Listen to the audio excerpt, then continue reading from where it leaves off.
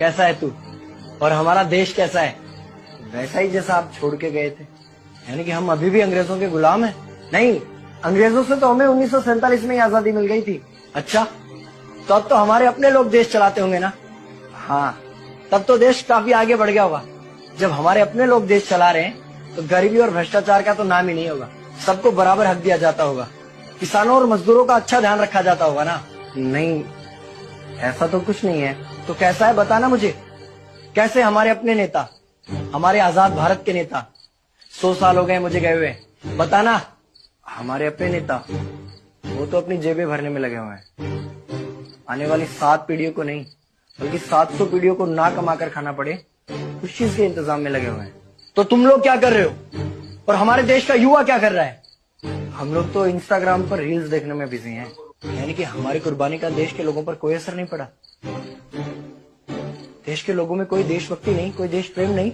नहीं, ऐसा नहीं है। आपके लिए और देश के लिए बहुत प्रेम है भारत के लोगों के दिलों में। हर 15 अगस्त और 26 जनवरी को तिरंगा फहराते हैं, पूरे जोश के साथ भारत माता की जय बोलते हैं और आपकी डीपी भी लगाते हैं। और भारत और पाकिस्तान के क्रिकेट मैच के दौरान तो हमारी देशभक्ति पीक पर होती है।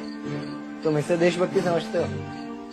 तो फिर क्या है देशभक्ति? अगर तुम्हारी देशभक्ति समाज को सुधारने में, गरीबों को अच्छी शिक्षा या बराबर का हक नहीं दिलाती तो कोई काम की नहीं है तुम्हारी देशभक्ति। भ्रष्ट नेताओं और सरकार के खिलाफ आवाज उठाओ, लोगों को एकजुट करो।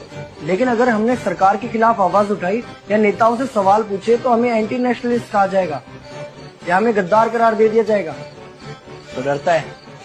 23 साल का था मैं जब अंग्रेजों ने मुझे फांसी पर चढ़ा दिया। मुझे तो आतंकवादी कहा गया था। अगर अब नहीं जागे तो ये देश सोता रहेगा। ये सरकारें, ये नेता देश को बेच खाएंगे। इस भ्रष्ट सरकारी तंत्र से लड़ो। देश को क्रांति की जरूरत है। क्रांति यानी कि हमें हथियार उठाने होंगे, बंदूकें उठानी होंगी जैसे आपने उठाई थी। नहीं, हमारी क्रांति विचारों की थी। जब अंग्रेजी हुकूमत ने हमारी आवाज नहीं सुनी तो हमने और जोर से आवाज लगाई और अपने विचार रखे। और क्रांति केवल सत्ता को बदलने तक सीमित नहीं है, बल्कि इस भ्रष्ट अन्यायी तंत्र को जड़ से उखाड़ कर फेंकना है। पर ये होगा कैसे? अपने आसपास से शुरुआत करो। जो भी तुम्हें भ्रष्ट नजर आए उसके खिलाफ आवाज उठाओ, एक्शन लो। तुम्हारे टैक्स का पैसा नेताओं की जेब में जा रहा है, हिसाब मांगो।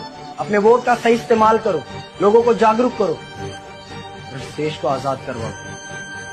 इंकलाब जिंदाबाद, इंकलाब जिंदाबाद।